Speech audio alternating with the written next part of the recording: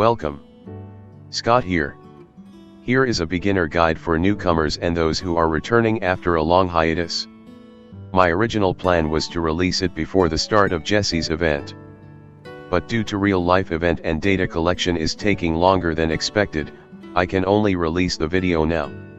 With the recent announcement of Global First Penelo, I have decided to start a fresh free-to-play account as my second alternate account. In doing so, I also experienced myself on the difficulties that a new player face when they embark their first journey in Dissidia Final Fantasy Opera Omnia. So I have started to build my fresh account on the Fell Angel banners so that I can get Lunafreya, Charlotta, Camlanot, and Kain. At that point in time, Machina FR makes its debut. He is one of the game's best DPS. He is also a very beginner-friendly unit to start with for a newbie account. As a new account, I will highly recommend players to go deep in their pulls so that they get every weapon copy and you got enough dupes so you can conserve power stones or the materials that is used to limit break your weapons. The resources, gems and tickets are easy to obtain with minimum effort. The downside is that getting all these resources are very time consuming. At the point on the release of this video, I pull for every banner from the Fall Angels banner to Jesse's banner and you can see that I go very deep in my pulls. It is either a full gems pity or massive stockpile of tickets. For Machina's banner, I gotten only his LD on his FR banner. So, I go until 400 G tokens or 95k gems. I got his burst, 3 FR, his and Penelo LD and all characters 15 CP, 35 CP, and EX. The only weapon that I am missing from the banner is Zell's LD. I used the 400 G token for a Machina FR dupe so I can MLB his FR without consuming any HPS. On Fusoya's banner, I have gotten his FR on the free pull, 3 FR, all characters LD and other weapons. I didn't get Siren's burst. I got this banner because Fusoya is a great turn disabler. Cypher LDCA is a great AoE delay call. Fusoya's LDCA is great for the global first unit Penelo as well. On Hell Angel's banner, I gotten Kain LD on the free pull. For a full burst pity, I gotten Lunafreya BT, both Kain and her FR, both LD and all copies of other weapons.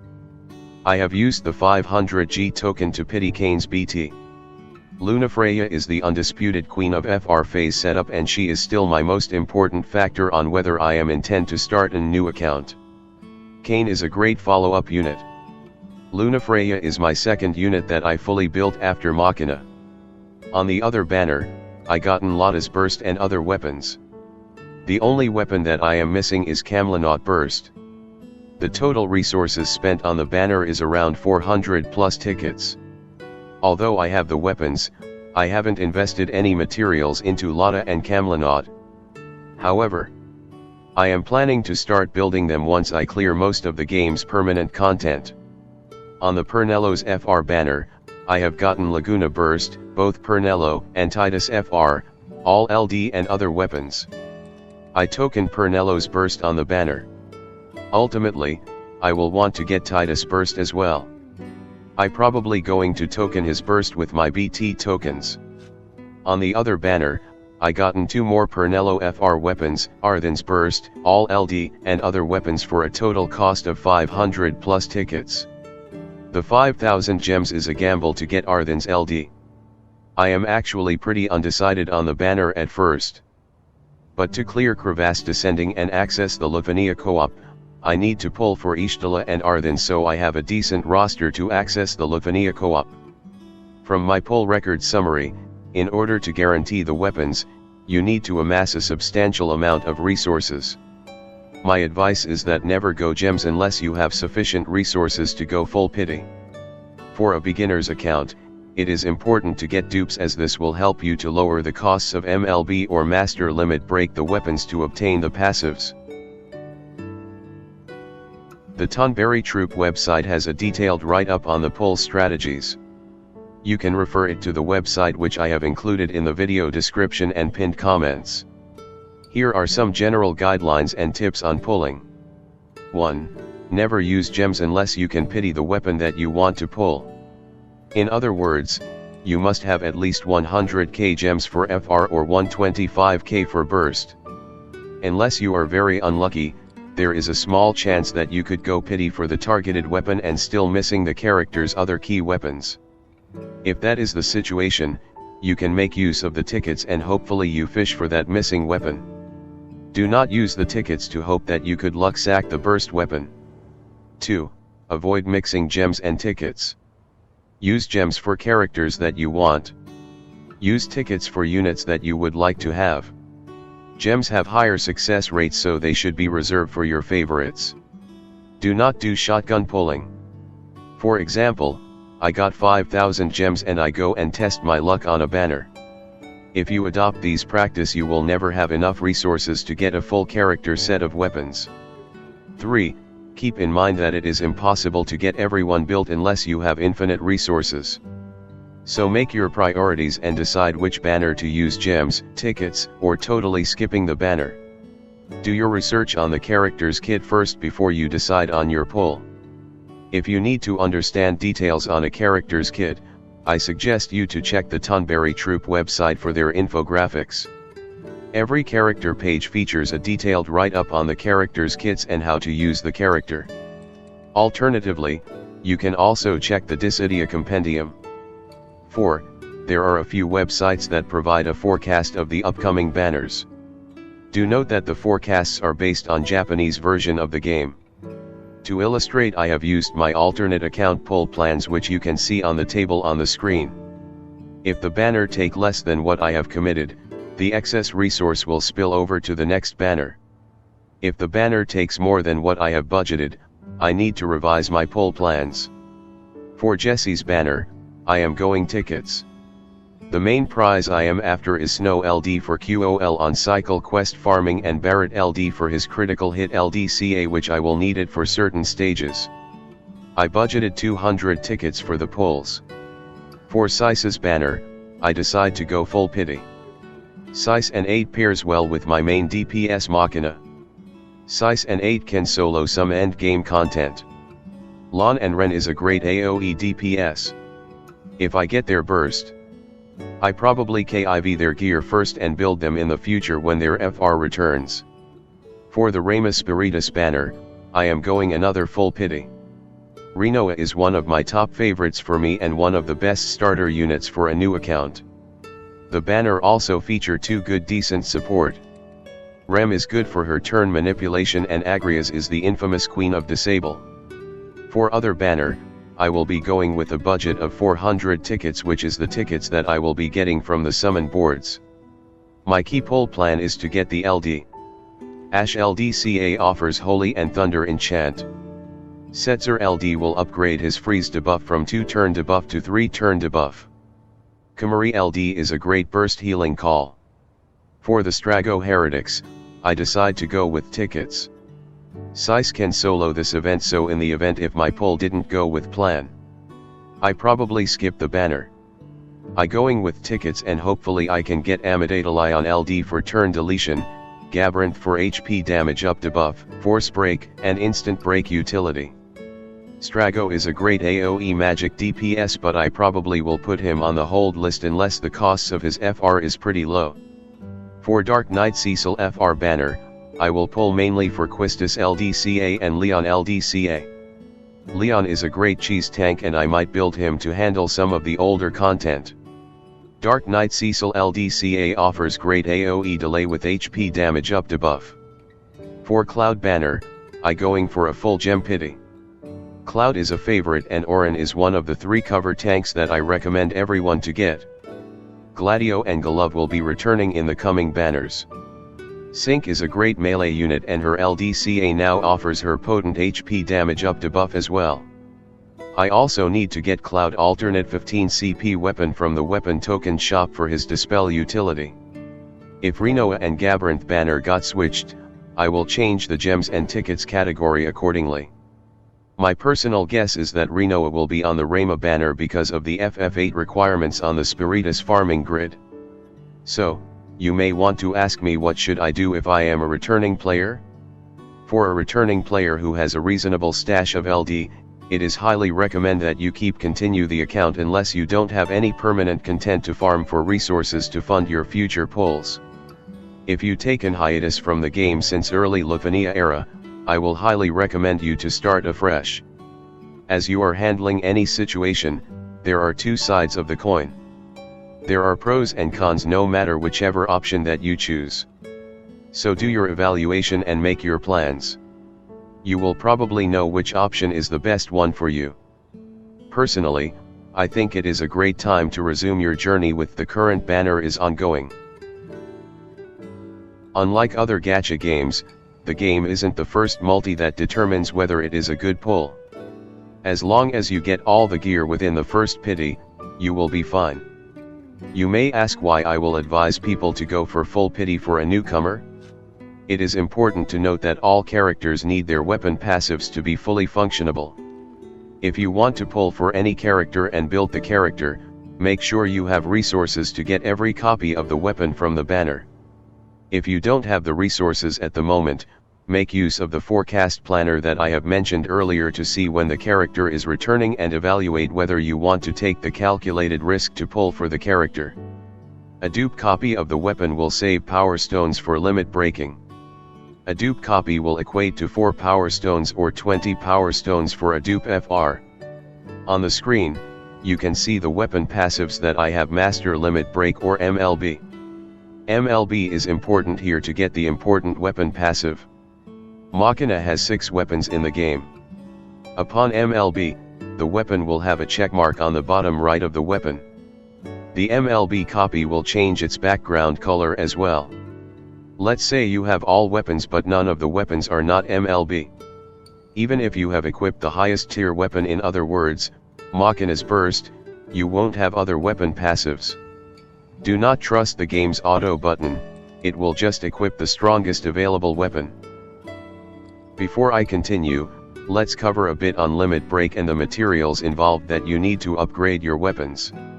Limit breaking is the process of fusing copies of the same weapon and maxing its weapon level with power orbs, or bronze items, to unlock its weapon passive. 1 duplicate equals 1 limit break. A weapon is considered max limit broken, MLB, at 3 limit breaks and max weapon level, indicated by the blue background and the check mark at the bottom right. This grants you the weapon's passive, which you can now equip even if the appropriate weapon is not equipped. Power orbs can be found in co-op or the time-limited World of Illusions, Carbuncle's Treasures. Now you can equip the weapon passive for 20 CP instead of the weapon itself to gain the improvements. Not enough copies to limit break? You have the option to use power stones instead. 4 power stones equals 1 limit break. When a weapon is fully limit broken, you can sell the weapon for 4 power stones if you have a stronger weapon to equip on the character. Selling non-limit broken weapons only gives you 1 power stone, not 4, so make sure you know what you're doing before selling it. Now let's cover the advanced weapon tier list, where most of them need more than power stones to upgrade them. Firstly, let's start off with the EX weapon. The EX weapon is a special 5-star weapon that unlocks your EX skill. This is the weapon you want to be wielding, as it has significantly higher stats than the 15 CP and 35 CP weapons that you have. You also want to fully limit break this weapon to maximize its power. Unlike your other 2 basic abilities, your EX skill doesn't have a limited number of uses. It has a recast gauge instead that allows you to unleash its powerful ability every time the bar is fully charged. Once your EX weapon is max limit broken, MLB, and has a blue background, you will be able to realize the weapon to its EX Plus version using a Book of Destruction. Use the Refine menu to convert your pages/fragments and nuggets to their upgraded, usable equivalents, books and ingots. Pages and fragments can be obtained by clearing chaos difficulty stages onwards. Important: you do not need to max limit break all of your EX Plus weapons on characters you don't plan to use often. You will not have enough materials to do so, as these are difficult to come by as you start using up the materials. Early on, you may leave many of your weapons at EX plus 0/3 limit break, just to get a free red ingot. Once you have 3 red ingots saved, you can max limit break one of your EX plus weapons.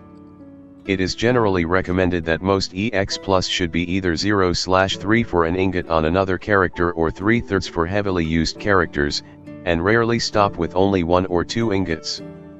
Partial investment is not advisable.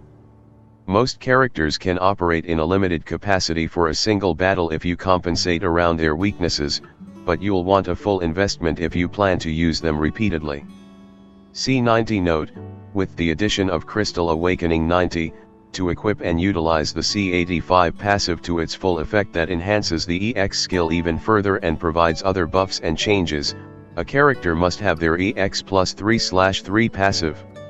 Each event gives enough crystals to C90 the banner featured characters and a little more, so get to it.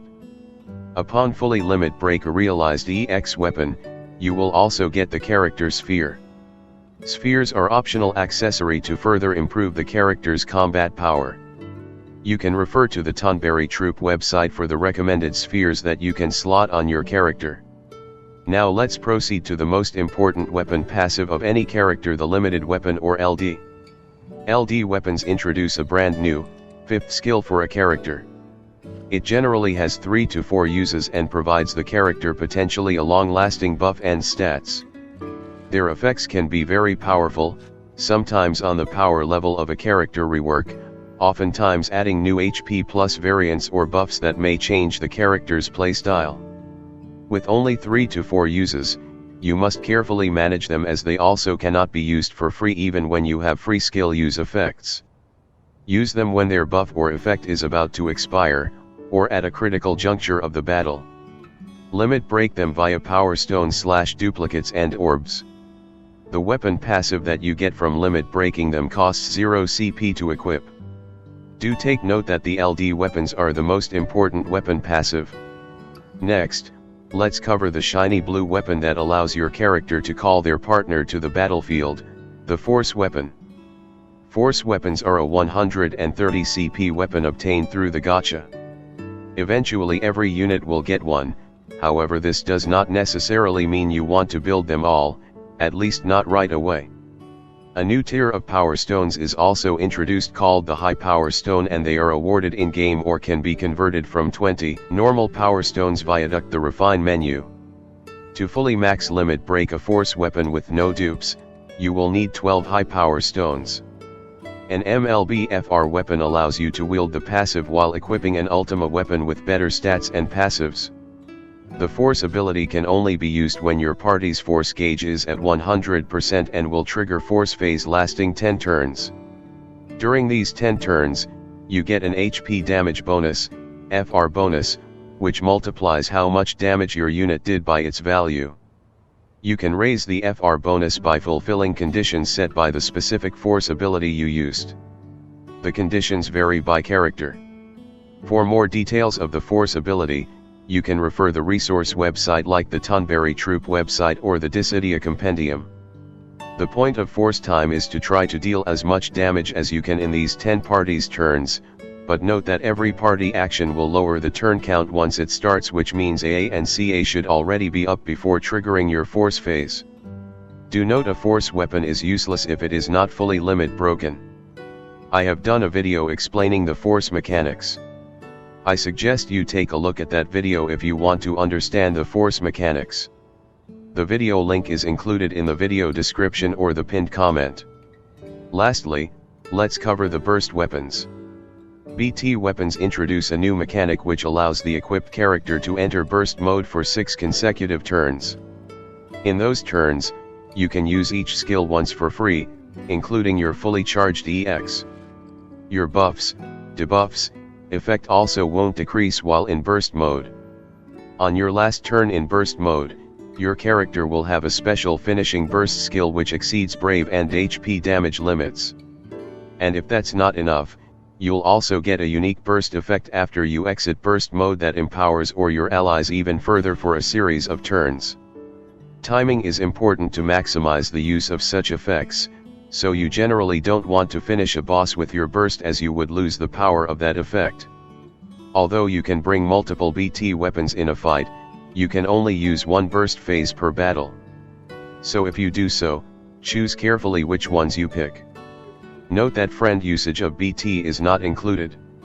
While you can now realize a BT weapon to BT+, similar to EX+, the materials for these weapons are the rarest in the game and should be saved until you know what you are doing with endgame content, Shinryu or Spiritus difficulty level fights. The rule of one party BT phase is still in place, so when realizing and limit breaking, the rule of thumb is book BT on units you'll use but don't need the BT effect from all the time, and BT plus 3/3 units you plan to use a lot and will use their BT effect and finisher a lot. Do not use the BT materials on a dupe burst weapon, as these materials are ultra rare and you need to clear end game content to get them. With all these weapons available to you, you might be wondering which one to equip on your character. As you start max limit breaking, MLB, and leveling weapons for passives, you'll get copies in the future with the red checkmark. These weapons with the red checkmark are safe to sell as you have their passives now.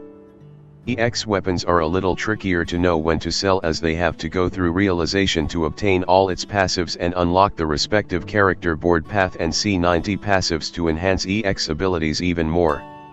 Once you get your EX plus 3/3 fully maxed, it turns purple. If the character has a BT and you own it, you can safely sell the EX plus.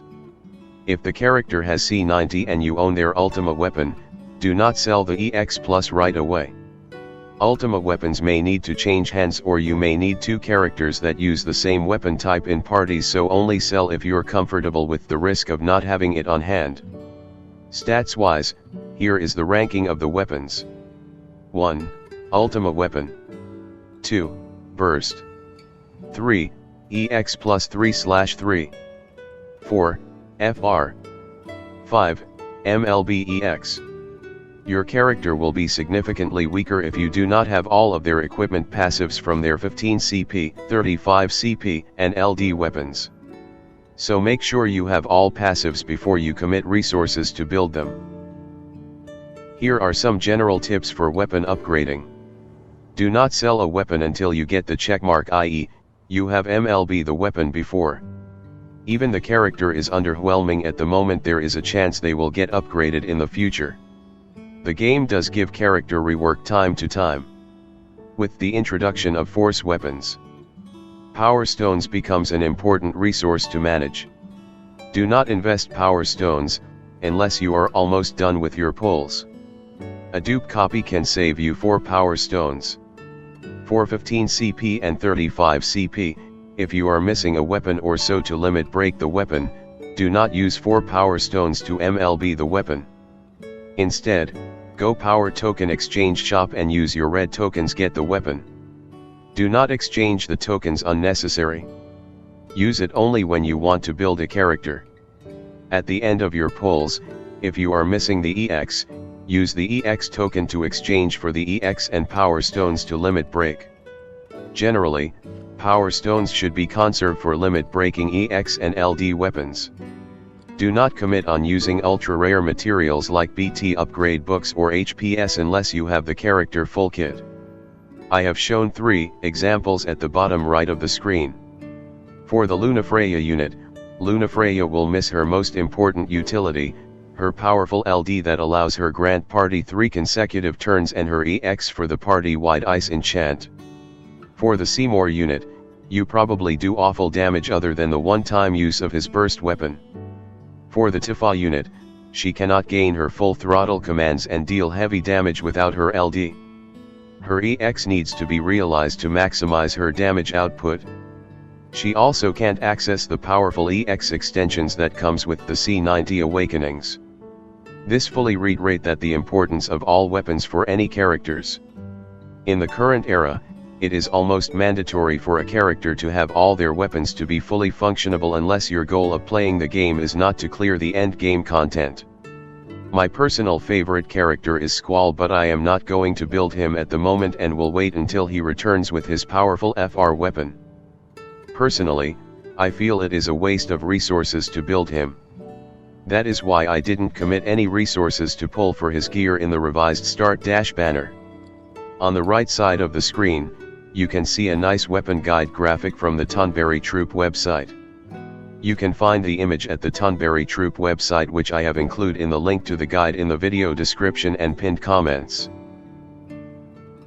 The other important gear that you need to focus on is the character's armor. Armors are the second equipment you can wield. Their main purpose, besides bolstering your defenses, is increasing your CP or capacity points, allowing you to equip more passives, which gives additional stats and capabilities to your character. There are 3 tiers of armor for every character: 35 CP, 90 CP, and the HG armor. For the optional 4-star armor, I won't recommend you to spend gems on them, as you will be better off spending gems on meaningful resources that can increase your combat power. Limit breaking your armor follows the same process as weapons, except there is no power stone equivalent for it, so you need to purchase multiple copies. Fully limit breaking the second tier of armor unlocks a character's 3rd sphere slot. By default, the character can only equip 2 spheres. To get a maxed MLB 35 CP armor, you need 4 copies of the armor, which can be obtained by exchanging armor tokens at the guard token exchange. The cost of exchange is 5 guard token per armor. For characters that can be recruited in the Lost Chapter, you can get 2 free copies of the armor while completing quests The Lost Chapter. This applies for new event characters like the recently released Jessie from Final Fantasy VII. The next tier of armor is 90 CP armor. To MLB it, you need to have 4 copies of the armor. The exchange costs are at 20 guard tokens each. Once they are MLB, you can realize the armor with enhancement books, Books of Refuges Mysteries, and MLB them with 3 Refuges Adamantine Ingot. Upon realizing a 90 CP, you will get a free Refuges Adamantine Ingot. Once a 90 CP armor is realized and MLB, the color of the armor will turn purple. Upon getting a max CP 90 armor, you unlock the option to get the HG armor, or commonly known as the Lavania armor. You can exchange the armor at High Guard Token Exchange. Do note that you only need to get 1 armor. To realize the armor, you need to realize it using Book of Refuges Miracles and use 3 Refuge Ultima Ingot to realize them. Upon full MLB, the armor will change its color to blue. As the realization material are limited, choose to realize for units that you will be using them often. For the HG armor, you just need to simply max level the armor in the enhancements menu to acquire the new strong passive, which is named after a type of keystone. These new keystone passives are more than just basic stat boosts and CP space. Here are all 5 types, parentheses indicate the new upper limit. Attack keystone, raises brave damage limit plus 15%, 11,498, HP damage limit plus 15%, 114,998. Tactics keystone, raises HP damage limit plus 15%, 114,998, and lowers enemies' initial brave minus 10%, max brave minus 10%, attack minus 10%, defense minus 20%. Unity keystone, raises self HP damage limit plus 10%, 109,998, party brave damage limit plus 5%, 10,498. Support keystone, raises party attack plus 5%, HP damage limit plus 5%, 104,998. Encouragement keystone, raises brave granted plus 30%, HP damage limit, 109,998. HP damage limit is the maximum amount of HP damage they can do. Also referred to as held brave and max brave cap. The default is 99,999. On the right side of the screen, you can see a nice armor guide graphic from the Tonberry Troupe website. You can find the image at the Tonberry Troupe website, which I have included in the link to the guide in the video description and pinned comments. So you will want to ask, how do I get these materials? You will get raw materials of the refined materials. You need to go through the refined shop to convert the raw materials to the refined materials for limit breaking your character gear. Let's go through the categories. 1. High Power Stones. Referred to as HPS or HPP, Power Piece. Used to limit break a force weapon, 4 high power stones equals 1 limit break, but 1 high power stone equals 20 regular power stone. You can get more of this via the Refine tab, lets you convert PS into HPS. Other than clearing Shinryu fights, we can also obtain this from the game's live stream rewards or completing Chocobo panel tasks. 2. BT Book and BT Ingots. Also known as Ruins Miracles, Fragment, Book, Adamantine Nugget, Ingot. 20 fragments equals 1 book and 20 nuggets equals 1 ingot. Extremely rare, use only when absolutely certain. Use books to realize your BT weapons to their plus variant, and use ingots to limit break the BT plus to unlock extremely powerful abilities. BT plus 0/3 is fine, as it will give you an ingot to use on another BT weapon. Do not use this rare material on a dupe BT for an BT ingot. You can get the BT nuggets are earned from completing the level 250 Lufania plus level starting from Guy's Lost Chapter, Divine Pandemonium, Story, Act 3, Chapter 5. You can also get them as reward from progressing through the Dimensions and Transcendence tiers. Please be reminded that the pages and books are just as rare, dropping on only a subset of the above listed items. 3. HG Book and HG Ingots. Also known Refuge's Miracles, Fragment, Book, Adamantine Nugget, Ingot. 20 fragments equals 1 book and 20 nuggets equals 1 ingot. Very rare, use wisely. Use books to realize your High Guard armors purchased from the High Guard token exchange using the purple tokens to their plus variant, and use ingots to limit break the plus hot and basically increase self or party brave and HP damage limits, as well as add more CP space. All fully MLB HG armor will change its background color to blue. You can earn fragments or pages of the book from completing the level 200 Lufania level starting at 9 Lost Chapter, Divine Alexander, Story, Act 3, Chapter 3. The nuggets that are used to limit break the HG armor are excessively rare. You get 1 ingot from realizing a HA to HA plus, or you have to exchange the nuggets at High Guard token shop. 4. Red Book and Ingot. Also known as Ruins Mysteries, Fragment, Book, Adamantine Nugget, Ingot. 20 fragments equals 1 book and 20 nuggets equals 1 ingot. Early on, they are very rare, use wisely. Use books to realize your X weapons to their plus variant, and use ingots to limit break the X plus weapon and add significant power to the weapons. Location, fragments are earned most easily from completing Chocobo panel missions. You can earn more from clearing and completing level 150 Cosmos levels starting at Fang's Lost Chapter, any Ultimate Summon Chaos Stage, Story, Act 2, Chapter 6. You can earn the nuggets from clearing level 180 Chaos levels, same stages as above. You can earn an ingot from using a book on an EX weapon. You can earn numerous nuggets from Dimensions and Pathos, Last 3, and Entropy stages. You can exchange hunt tokens for 20 nuggets every 20 days. Sometimes panel missions will also give nuggets. You can get nuggets from completing the Divine Summon boards. 5. Blue Book and Ingot. Also known as Refuge's Mysteries, Fragment, Book, Adamantine Nugget, Ingot. The concept works the same for Red Book and Ingot, except the materials are used to limit your armor instead of the weapon. For your convenience, I have done a summary of a list of the stages where you can get ultra rare materials.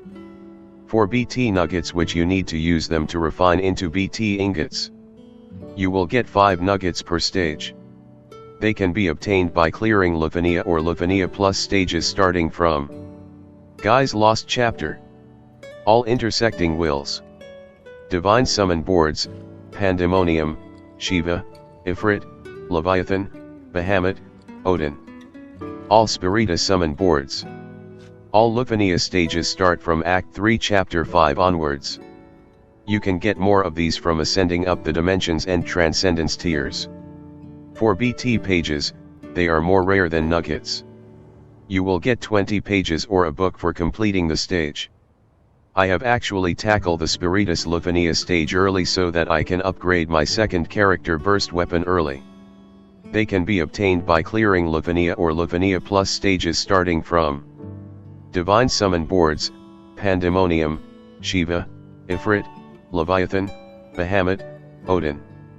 All Spiritus summon boards.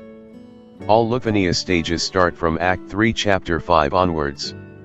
You can get more of these from ascending up the Dimensions and Transcendence tiers. For HG pages, you need to clear Lufania stages.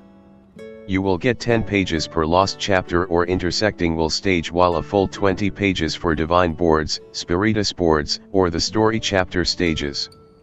They can be obtained by completing Lufania stages starting from 9 lost chapter, all intersecting wills, Divine summon boards, Alexander, Brothers, Pandemonium, Shiva, Ifrit, Leviathan, Bahamut and Odin, all Spiritus stages and story chapters starting from Act 3 Chapter 3 onwards. You can get more of these from ascending up the Dimensions and Transcendence tiers. For Force Shards, you can get them from clearing Shinryu stages. Shinryu difficulty starts from Ursula for lost chapters, Kryl for intersecting wills, Divine Odin and all Spiritus summon stages along with Act 3 Chapter 8 onwards. You will get more them from Dimension and Transcendence stage 10 onwards as well. These Force Shards are used to upgrade your character's force enhancements. To get resources to pull, you need to clear content. Unless you are investing real money with your credit card, the only way is to grind content. Grinding will be easier and faster once your character is fully geared.